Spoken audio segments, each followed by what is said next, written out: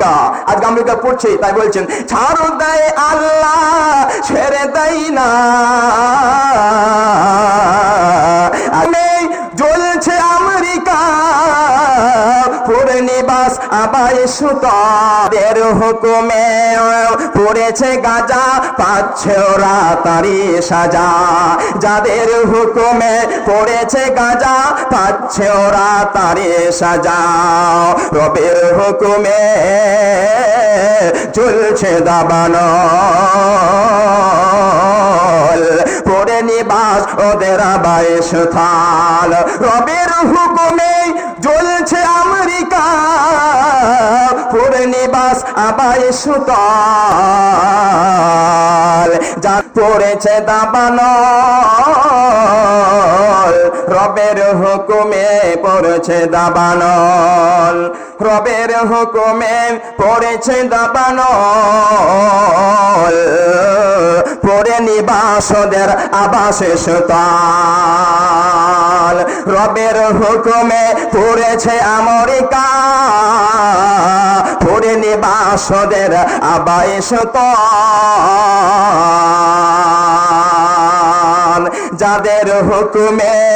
যাদের হুকুমে পড়েছে গাজা, পাচ্ছে ওরা তাদের সাজা। পার পাবি না জালিমেরা, পেতে হবে পাপের ফসল। পার পাবি না আমেরিকা, পেতে হবে পাপের ফসল। পড়েছে রবের হুকুমে জ্বলছে দাবানল, রবের হুকুমে চলছে আমেরিকা পুরে নিবাস ওদের আবাই সুতাল। মুসলিম বিশ্বের কোথায় ওদের পরে বিশ্বের থাবা, আমার ভাইয়ের রক্ত নিয়ে খেলেছে কত দাবা। মুসলিম বিশ্বের কত ওদের পরেনি বিশ্বের থাবা, আমার ভাইয়ের রক্ত নিয়ে খেলেছে কত দাবা। ছাড় দেয় আল্লাহ ছেড়ে দেয় না, নেই যে তাদের আকল। আমেরিকা আজকে আমেরিকা পড়ছে, তাই বলছেন ছাড় দেয় আল্লাহ ছেড়ে দেয় না। আজকে তাদের কত আকল, রবের হুকুমে জ্বলছে দাবানল, পড়ে নিবাস ওদের আবাই সুতাল। রবের হুকুমে জ্বলছে আমেরিকা, পড়ে বিনাশ ওদের আবাই সুতাল। পড়ে বিনাশ ওদের যত ঘর বাড়ে।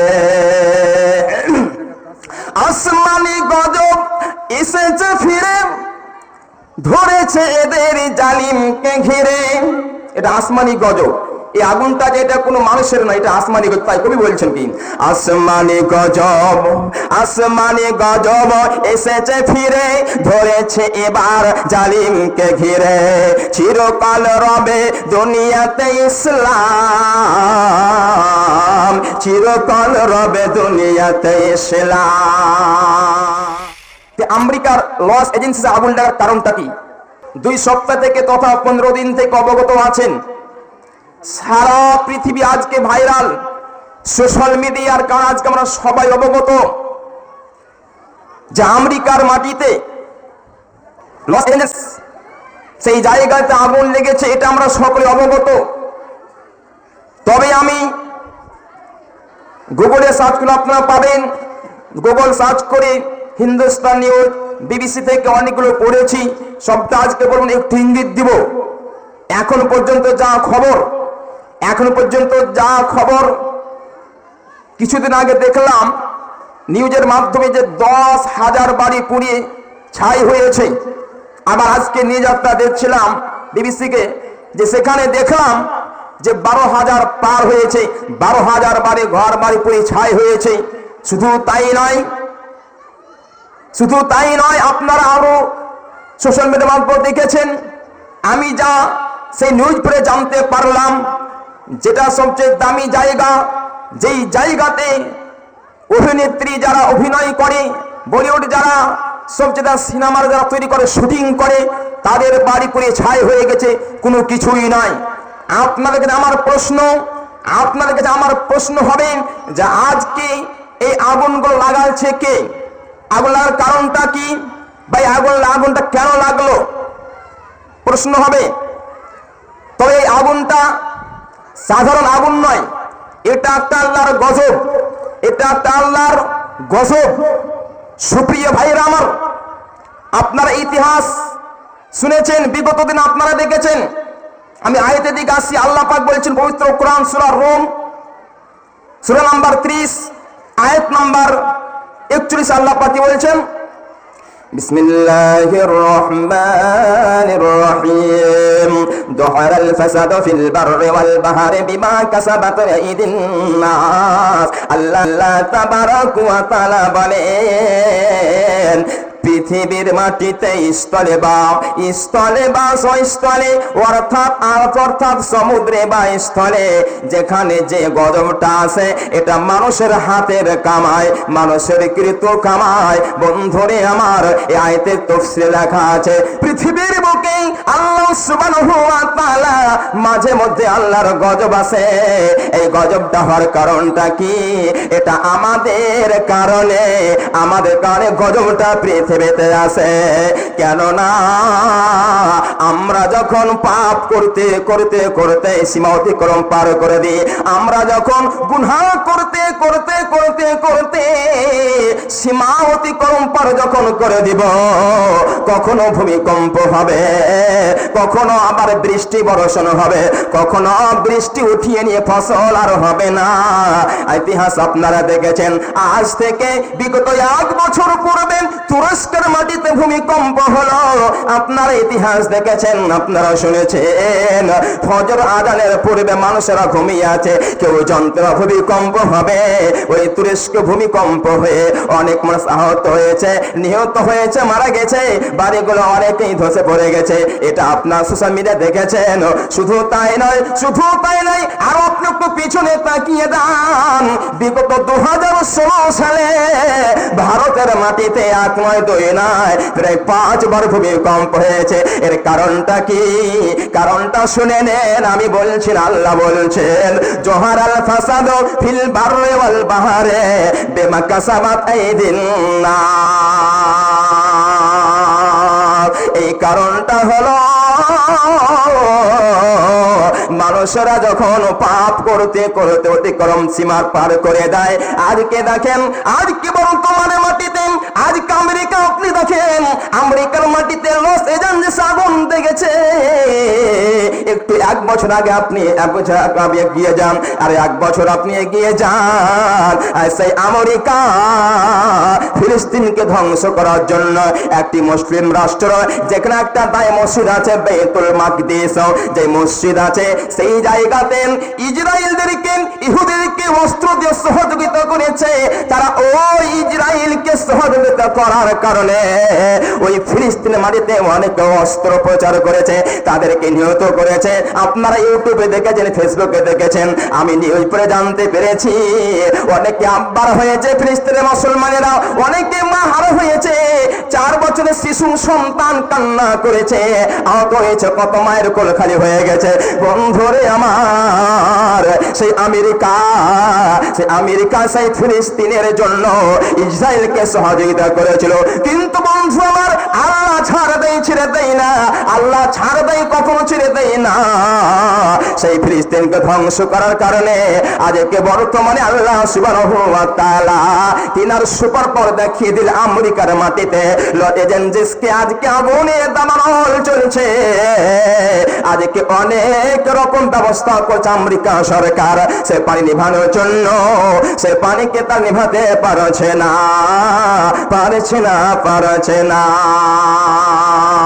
কারণটা কি গো? কারণটা কি? এরা সীমা অতিক্রম পার করে দিয়েছে, যার কোনো তাদেরকে আগুন, তাদের কাছে আজকে আগুন চলে এসেছে। আমি প্রথমে একটা কথা বলেছিলাম যে আজকে বিষয়টা দুটি পর্ব নিয়ে হবে, প্রথম একটা আবাস নেই। তাহলে আজকে দেখেন আসমানে গজব এসেছে। তাহলে আজকে আসমানে গজব আমেরিকা পড়েছে। আজকের সদস্য যারা মসজিদের যারা সদস্য আছে বা সভাপতি যারা আছেন, এদের নির্দেশে আমি বিষয়টাকে কিছুক্ষণ আমি পেন্ডিংয়ে রাখছি। তো ওই বিষয়টি ইনশাআল্লাহ শেষ পর্যন্ত আমি বলবো। আমি প্রথমে বলেছিলাম যে দুটি পর্ব আলোচনা করব। অতএব আজকে বর্তমান প্রেক্ষাপটে যারা আজকে আগুনে পড়ছে এদের উপায় একটাই আছে।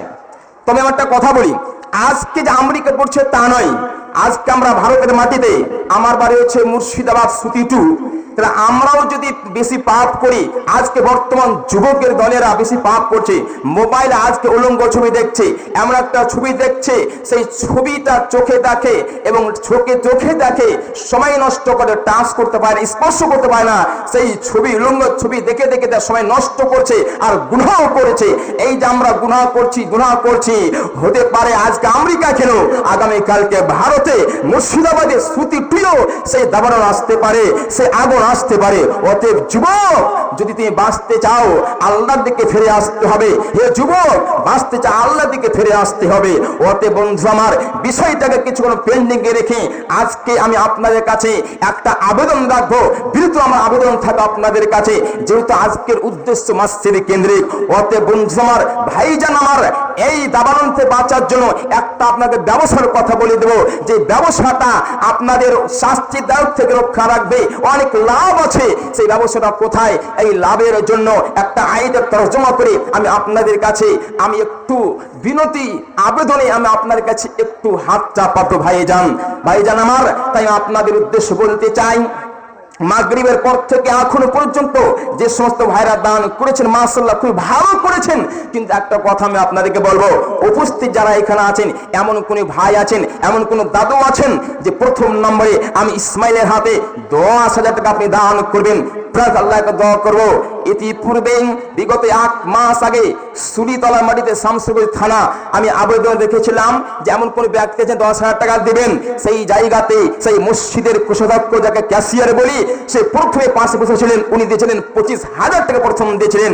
আজকে অত্র গ্রামে এই সুতুটুয়ে, এই মহেন্দ্রপুরে 10,000 কেন, 20,000, 30,000, 1 লক্ষ দেওয়ার ক্ষমতা আছে। আমি একটা শুনলাম একজন ব্যক্তি কিছুদিন আগে নাকি তিনি হার্টের অসুখ হয়েছেন, অপারেশন হয়েছেন, তিনি 50,000 প্রস্তুত ছিলেন, কিন্তু দান নেওয়ার সদস্য হয়নি, সে টাকাটা অন্য বসে দান করেছেন। ভালো কথা, কিন্তু এরকম অনেক ব্যক্তি আলোচনা পারবেন। তাই আসুন আল্লাহর উদ্দেশ্যে, নিকট উদ্দেশ্যে আপনি আসেন। এবার আসেন, আমি যে কথা বলে আপনি ভাববেন মৌলভী টাকা ধান্দা না, কোরআন থেকে আসেন। এই যে দাবানল চলছে, এই যে অশান্তি, এই যে আযাব চলছে, ঘন ঘন ভূমিকম্প, আপনি আরো খেয়াল করেছেন যাই না, বিগত 17 দিন আগে ভূমিকম্প ছিল আবার আমাদের দেশেই। ভূমিকম্প অল্প সকাল 7টার দিকে হয়েছিল। দেখবেন এই যে এগুলো কেন হয়, আমাদের হাতের কামাই, আমাদের হাতের কামাই। এই বিষয়টাকে পেন্ডিং এ রেখেন। আমি এবারে চলে আসছি সূরা আসসাফের, সূরা আসসাফ সূরা নম্বর 61 আয়াত নম্বর 10 একটু তরজমা করব। তারপর ইনশাআল্লাহ আমি আপনাদের কাছে একটু দানের দোয়া দেব, যে দানগুলো এসেছে ইনশাআল্লাহ দোয়া দেব। তার আগে একটা আবেদন লিখেছি, অবশ্যই একজন ব্যক্তি আমার হাতে 10,000 টাকা দিবেন। আল্লাহ পাক বলেন, দেখেন, বিসমিল্লাহির রহমানির রহিম, ইয়া আইয়ুহাল্লাযীনা আমানু, আমার আল্লাহ বলেন, হে ঈমানদারগণেরা, যারা তোমরা আমার প্রতি বিশ্বাস করে শুনে নাও, হাল আদুল্লুকুম আলা তিজারাতিন তুনজিকুম মিন আযাবিন আলীম, আমি কি তোমাদেরকে এমন একটা বাণিজ্যের কথা বলে দেব না, এমন একটা ব্যবসার কথা বলে দেব না, যে ব্যবসাটা তোমাদেরকে আযাবদায়ক যন্ত্রতে রক্ষা করবে, অনেক বড় শাস্তি থেকে রক্ষা করবে। ইয়া আইয়ুহাল্লাযীনা আমানু হাল আদুল্লুকুম আলা তিজারাতিন তুনজিকুম মিন আযাবিন আলীম। আল্লাহ সুবহানাহু ওয়া তাআলা বলেন, হে ঈমানদারগণেরা, যারা আপনারা তোমার প্রতি মান এনেছো, আমি আল্লাহ বিশ্বাস করেছো, তোমরা শুনে রেখে দাও, হাল আদুল্লুকুম আলা তিজারাতিন তুনজিকুম, আমি কি তোমাদেরকে এমন একটা ব্যবসার কথা বলে দিব না, এমন একটা বাণিজ্যের কথা বলে দিব না, তুনজিকুম মিন আযাবিন আলীম, যে ব্যবসার কথা তোমরা জানলে, ওই ব্যবসা করলে অনেক বড় বড় শাস্তি থেকে, আযাব থেকে আল্লাহ তোমাদেরকে রক্ষা করবে। ব্যবসাটা ইনশাআল্লাহ আপনাদেরকে বলছি। ব্যবসা কি দেখেন, তু'মিনুনা বিল্লাহি ওয়া রাসূলিহি ওয়া তুজাহিদুনা ফি সাবিলিল্লাহি বিআমওয়ালিকুম ওয়া আনফুসিকুম যালিকুম খায়রুল লাকুম ইন কুনতুম তা'লামুন। আমি বানিয়ে কথা বলছি না, কোরআন খুলেন আপনি পেয়ে যাবেন। কোরআন 114 খানা সূরা, সূরার নাম আস-সাফ, সূরার নাম্বার 61, আয়াত নাম্বার 11। আল্লাহ পাক বলেছেন তু'মিনুনা বিল্লাহ, প্রথম নম্বরে তোমরা আল্লাহর প্রতি ঈমান আনবে। ঈমান শব্দটার আরবি শব্দ, অর্থাৎ বিশ্বাস স্থাপন করবে। আল্লাহ এক, তোমাকে বিশ্বাস করতে হবে। ওয়া রাসূলিহি, আর রাসূলের প্রতি ঈমান আনতে হবে। রাসূল সত্য, রাসূল সত্য, রাসূল সত্য, তোমাকে বিশ্বাস করতে হবে। ওয়া তুজাহিদুনা ফি সাবিলিল্লাহি আমওয়ালিকুম ওয়া আনফুসিকুম, তারপরে তোমাকে তোমার ধন সম্পদ দিয়ে, তোমার টাকা পয়সা দিয়ে, তোমার মাল দিয়ে, তোমার জীবন দিয়ে জিহাদ করতে হবে। তোমাকে জিহাদ করতে হবে। জি ভাইজান, জিহাদ করতে হবে। তাহলে এখানে চারখানা কথা বলেছেন, তু'মিনুনা আল্লাহর প্রতি ঈমান, ওয়া রাসূলিহি আর রাসূলের প্রতি ঈমান, আর এখানে বলেছেন তুজাহিদুনা ফি সাবিলিল্লাহি বিআমওয়ালিকুম ওয়া আনফুসিকুম, জিহাদ করতে বলেছে কি দিয়ে? জান এবং মাল দিয়ে। তো জান মাল দিয়ে আমরা কিভাবে জিহাদ করব? ইতিহাস অনেক আছে, কোনটা বলি কোনটা ছাড়ি সময় স্বল্প। ইতিহাস অনেক আছে জান মাল দিয়ে জিহাদ করা। তো জান এবং মাল দুটেই দেখেন, মানে মাল আর জান, মানে শহীদ হয়েছে। দেখেন ইতিহাস, দেখেন বদরের যুদ্ধ, দেখেন আপনি উহুদের যুদ্ধ, দেখেন মুতার প্রান্তের যুদ্ধ আপনারা দেখেন, এবং বিশ্বনবীর জামানায় সাহাবীদের জীবনী দেখেন, আবু বকর সিদ্দিকের জীবনী দেখেন, উমারের জীবনী দেখেন। তবে আমি দুটি কথা আজকে বলবো। একটা হচ্ছে কিভাবে নবীর জামানায় সাহাবীরা মাল দিয়েছিলেন, সম্পদ দিয়েছিলেন, আর নবীর জামানায় এই দ্বীন ইসলামকে টিকে রাখার জন্য, কোরআনের জন্য তারা কিভাবে নিজের জীবনকে দান করেছিল। দুটি ঘটনা বলে আজকে বিষয়টি সম্পন্ন দেব। বিশ্বনবী সাল্লাল্লাহু আলাইহি ওয়াসাল্লাম মসজিদে নববীতে বসে আছেন, মদিনার মসজিদে বসে আছেন। এমন সময় বিশ্ব নবী সাহাবীদেরকে কেন্দ্র করে বলছেন, ও আমার সাহাবীরা, সাহাবীদেরকে বলছেন, ওরে আমার সাহাবীরা, তোমরা শুনো শুনো শুনো, তোমাদের কাছে যে মালগুলো আছে তোমরা তা থেকে এই বাইতুল ফন্টে জমা করে দাও, গানিমতে মালে তোমরা মালটি জমা করে দাও। নবী যখন ঘোষণা করলেন, সেই সময়তে আবু বকর সিদ্দিক ছিলেন, উমর ফারুক ছিলেন, আরো বিশিষ্ট সাহাবীরা বসেছিলেন। সেই দিনের ঘটনা, উমর ফারুক মুসলিম জাহানের দ্বিতীয় খলিফা, তিনি অত্যন্ত খুশি হয়ে গেলেন, আনন্দ হয়ে গেলেন। তিনি কেন খুশি হলেন? কেন খুশি হলেন? কারণটা কি? কারণটা হলো এর আগে বিশ্ব নবী সাল্লাল্লাহু আলাইহি ওয়াসাল্লাম যতবার আমাদেরকে বাইতুল ফন্টে মাল জমা করতে বলেছেন, ততবার আবু বকর সিদ্দিক আমাকে হারিয়ে, আমাকে পরাজিত করে জয়লাভ করতেন। এর মানে আবু বকর সিদ্দিককে কখনো দানে হারাতে পারতাম না। অতএব আজকে আমি এর জন্য খুশি হলাম, আজকে আমার কাছে যথেষ্ট সম্পদ আছে, আমার কাছে মাল আছে, আজকে আমি ওই মাল নিয়ে বাইতুল ফন্টে জমা করে দিব, আর আবু বকর সিদ্দিককে পরাজিত করে জয়লাভ আমি করে নিব। তাই আমি আজকে আনন্দিত হয়ে আছি। এবারে উমর ফারুক করলেন কি? তিনি অত্যন্ত খুশি হয়ে তিনি নিজের বাড়ি দিকে চলে গেলেন। বাড়িতে চলে গেলেন উমর ফারুক রাদিয়াল্লাহু তাআলা আনহু। বাড়িতে চলে যাওয়ার পরে সেই উমর ফারুকের ইতিহাস যদি আপনি শুনেন, আপনার চোখ জলে পানি পড়ে। যে উমর ফারুক যে রাস্তায় চলে, সে রাস্তায় শয়তান হাঁটে না। সেই উমর কি করলেন? যে উমর ফারুক রাদিয়াল্লাহু তাআলা আনহু পৃথিবীতে জান্নাতের সুসংবাদ পেয়েছেন। 10 জন সাহাবী জান্নাতের সুসংবাদ পেয়েছেন, তার মধ্যে উমর ফারুক। সেই উমর ফারুক রাদিয়াল্লাহু তাআলা বাড়ি চলে গেলেন। বাড়িতে চলে যাওয়ার পরে তার বাড়িতে যে মালগুলো ছিল, সেই মালগুলো দুই ভাগ করলেন। দুই ভাগ করে দেওয়ার পরে এক ভাগ এনে বিশ্ব নবীর কাছে হাজির হয়ে গেলেন। বিশ্ব নবী জিজ্ঞাসা করলেন, উমর ফারুক রাদিয়াল্লাহু তাআলা আনহু, বলো বলো দেখি, তুমি তোমার পরিবারের জন্য কি রেখে এসেছো? উমর ফারুক বলছেন, ইয়া রাসূলুল্লাহ, ওগো আল্লাহর নবী সাল্লাল্লাহু আলাইহি ওয়াসাল্লাম, আমি আমার পরিবারের জন্য সম পরিমাণ মাল রেখেলাম, এর মানে অর্ধেক আমি রেখে এসেছি। এবার আবু বকর সিদ্দিক তিনি বাড়ি চলে গেছেন। আবু বকর সিদ্দিক বাড়িতে চলে যাওয়ার পর নিজেকে লজ্জিত মনে করছেন, নিজেকে ভার ক্লান্ত মনে করছে। কেন?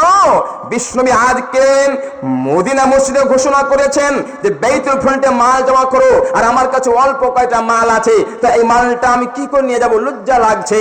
নিজেকে লজ্জিত মনে করে, ছোট মনে করে সেই আবু বকর সিদ্দিক রাদিয়াল্লাহু তাআলা আনহু সেই মালটিকে একটা কাপড় রাখলেন, কাপড় রাখার একটা পুটনি করলেন, সেটাকে বেঁধে নিয়ে আস্তে আস্তে ধীরে ধীরে ধীরে মদিনা মসজিদে উপস্থিত হয়ে গেলেন। হাজির হয়ে গেলে যেমনি হাজির হয়ে যাওয়া, আল্লাহ রাসূল সাল্লাল্লাহু আলাইহি ওয়াসাল্লাম তাকে জিজ্ঞাসা করেছেন, আবু বকর সিদ্দিক বলো বলো দেখি তুমি তোমার পরিবারের জন্য কি রেখেছে বলে দাও। আবু বকর সিদ্দিক বলেছেন, ইয়া রাসূলুল্লাহ, ওগো আল্লাহর সাল্লাল্লাহু আলাইহি ওয়াসাল্লাম, আমি আমার পরিবারের জন্য আমি আল্লাহ রাসূলকে রেখে এসেছি। এই কথা যখন আবু বকর সিদ্দিক বলে দিলেন, উমর ফারুক তখন বলে দিলেন যে আমি কোনোদিনও আবু বকর সিদ্দিকের দানে পরাজিত করতে পারলাম না। বন্ধুরা, এই ছিল সাহাবীদের ইতিহাস। আল্লাহুস সামাদ। তাহলে তারা তো পৃথিবীতে জান্নাতের সুসংবাদ পেল, এরপরে তারা নিজের মাল নিয়ে প্রতিযোগিতা করত। শুধু তাই নয়, যার জন্য আল্লাহ পাক কি বললেন, তুমিনুনা বিল্লাহি ওয়া রাসূলিহি ওয়া তুজাহিদুনা ফি সাবিলিল্লাহি বিআমওয়ালিকুম ওয়া আনফুসিকুম যালিকুম খায়রুল লাকুম ইন কুনতুম তা'লামুন। আল্লাহ সুবহানাহু ওয়া তাআলা বলেন, প্রথমে ঈমান আনো আল্লাহর রাসূলের প্রতি ঈমান আনবে, তারপরে তোমরা করবে কি? তোমাদের ধন সম্পদ থেকে আর তোমাদের ধন সম্পদ দিয়ে, তোমাদের জীবন দিয়ে আল্লাহ রাস্তায় জিহাদ করো, জিহাদ করো, জিহাদ করো, জিহাদ করো। জিহাদ করলে কি লাভ হবে গো? আমি তারপরে বলবো জিহাদ করলে কি লাভ আছে। সূরা আস-সাফের 11 নম্বর আয়াতে তরজমা করেছি, তারপরে 13 নম্বর 12 নম্বর আয়াতে সেই কথা বলা হবে জিহাদ করলে কি লাভ আছে।